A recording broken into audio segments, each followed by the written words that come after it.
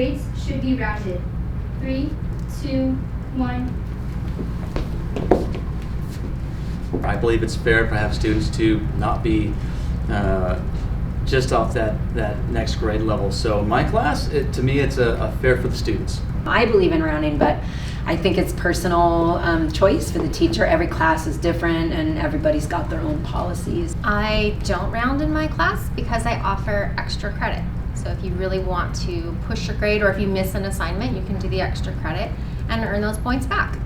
I don't round in my class, not because of extra credit, because I give extra opportunities for them to earn it, rather than giving them something for not doing anything. Teachers should get to know their students on a personal level. 3, 2, 1. Well, being the odd man out, only in the sense that I think it should be natural. It shouldn't be something that's forced. That's why I'm standing here. But I think it should happen all too often. Right. It shouldn't be intrusive. It should be something that happens organically. And we should know each other, and I think it's easier to get through problems when we feel open and comfortable and there's a warm personal touch to it. I just think it makes the learning that much easier. By knowing what was going on in their lives, it made it easier to run the class.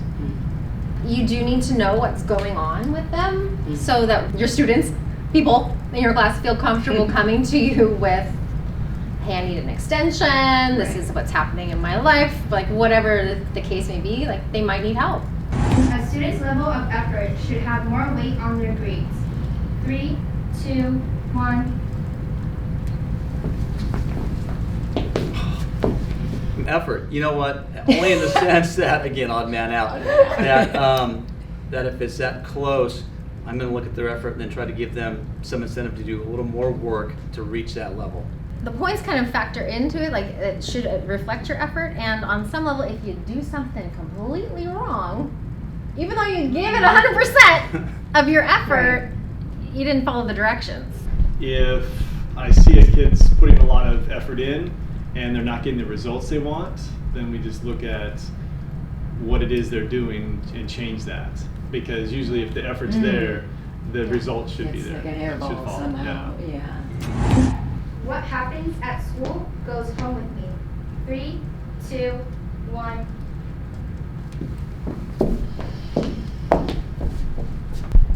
I try not to let it go home with me, but inevitably it does. I'm always self-reflective. Things that happen during the day come back, and I guess that's how I process and improve.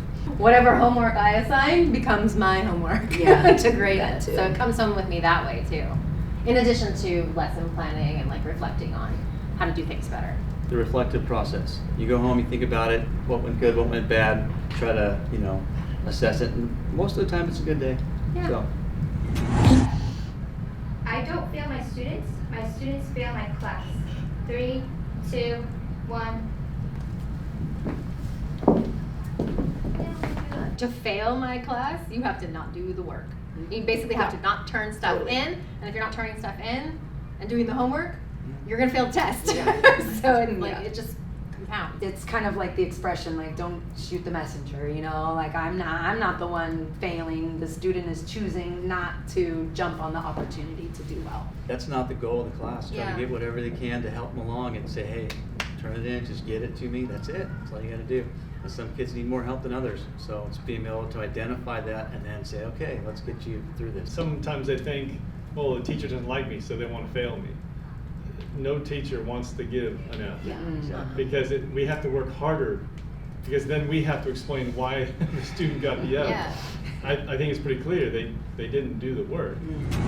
Students with A's always understand the material better than those with lower grades. 3, 2, 1. Some of my brightest students have been some of the students who did not feel like doing the work. To me, the grade doesn't mean it's the smartest kid. It means the kid who was able to answer the question, highest test score. With the AP class and world history class, it's like that. Some of the AP kids, they'll study just as hard as the other ones that do well, but they are better at understanding the questions on the test, and they test a little bit better. So it doesn't mean that they don't try as hard or understand it as much. They just don't achieve that level. They have test anxiety, Yeah. basically. Like they could Yep. get everything else perfect, fabulous discussion, and then as soon as the test is in front of them, in whatever form it is, they panic. Yeah. And they don't read the questions closely on the test Or the instructions. or the instructions on the test. Yeah. Intelligence or whether somebody is grasping material is not necessarily reflective of the grade. I mean, the same. Yeah. Ditto what they said. Students should know their career path before college. 3, 2, 1.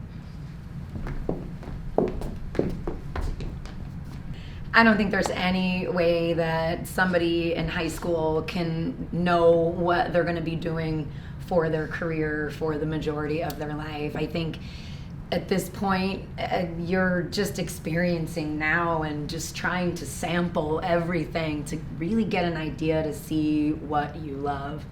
And I see this often with, AP kids, and, they feel like they need to know their major. And I say, you know what, you try your best every day and put one foot in front of the other, and the next thing you know, the path is going to unfold. I don't think it needs to be decided now. Yeah. And a lot of times, if you have this sort of preconceived idea of what you're going to do in college and what you're going to be, you get to college and you hate studying whatever that thing was that you thought you wanted to do. Have an idea, have a plan. That's it. You don't have to know exactly what you're going to do, but you know what? You find your way.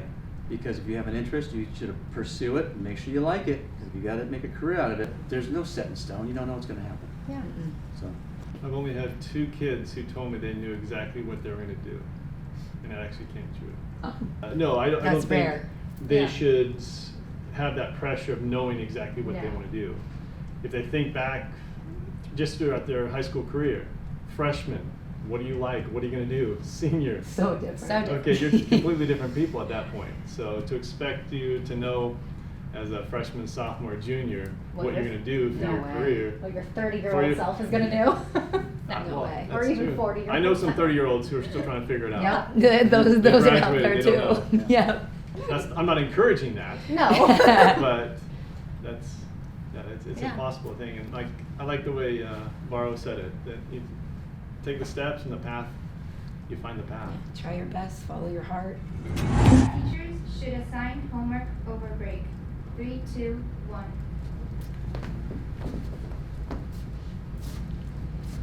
For vacations and things like that, I encourage my students to take a break, spend time with their family.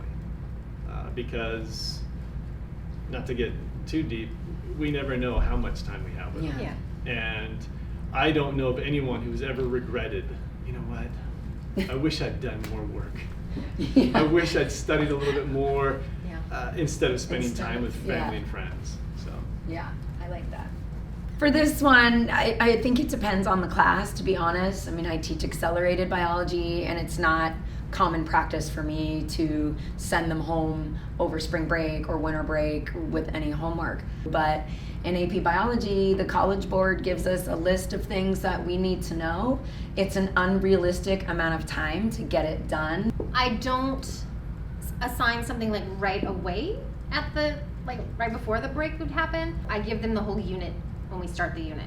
Sometimes, depending on where we are in the school year, the unit does fall with breaks in there, so they might have to do stuff over the break.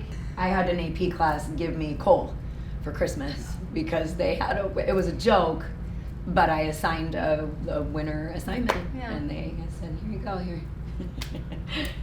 AP might require a small assignment, but nothing like I used to do. I've changed my attitude like Mr. Yarn here Yeah. and gone away from, here's a whole chapter. It's like, you know what, because when we come back, got to go over it anyway, so what's the point? Right. Maybe 1 or 2 sections, and then enjoy your time off, rest your brain, get ready for the next part of the class, especially in AP. In the regular classes, no, of course not. Right. Yeah. Because Yeah. I'd rather have them be fresh on it and Yeah. not forget about it, and they won't have any idea what they're studying.